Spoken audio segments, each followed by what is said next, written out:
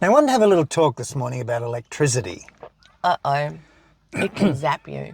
It can zap you. There's been a lot of talk in the press this week and this year and last year, and it seems like a long, long time, about the cost of electricity, the price of electricity, the lack of electricity, renewable electricity, unrenewable electricity, all this sort of stuff. I think there's a really easy solution. What's that? Well, the thing that I've noticed is there is an expectation of whoever it is, like politicians or industry or business or AI or technology, to fix the problem now. And what people aren't realizing is that what we have now is a result of all the decisions and choices and all of that stuff that have been made in the past.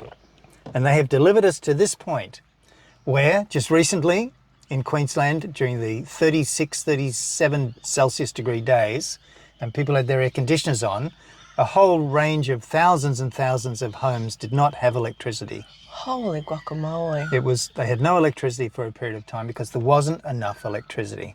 Wow. And the electrical companies and the government are saying to us, oh, look, don't use all of your computers and only use your electricity when you really have to. And if you're in a government office, turn your computer off and blah, blah, blah, blah, blah. And so what we need to do is we need to make some new choices to get us to a future where we have all the electricity that we require. And I think part of that choice and what we've got to work towards is if you're building a factory, or even if you have a factory or a big building, you need to put in your own electrical supply. You need to put in a gas-fired generator so that you can power that building, that factory, that business as part of your business. I suppose you can then choose your own source of electricity. Well, it would be like if you're building a data center, which is going to use massive amounts of electricity. And water. And water. Part of the deal is you need to provide the electricity.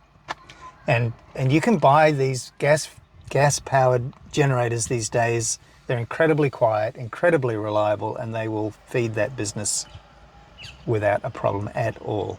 And I think this needs to be the thing. Secondly, I think will we have enough gas? Yes, Australia's one of the biggest exporters of gas in the world. So you're saying we should maybe not export as much?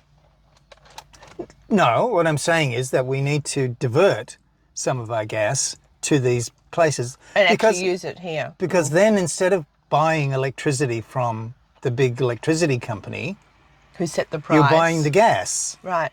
So you're either buying the electricity or you're buying the gas and creating your own electricity. Yeah. So there's some economic balance there.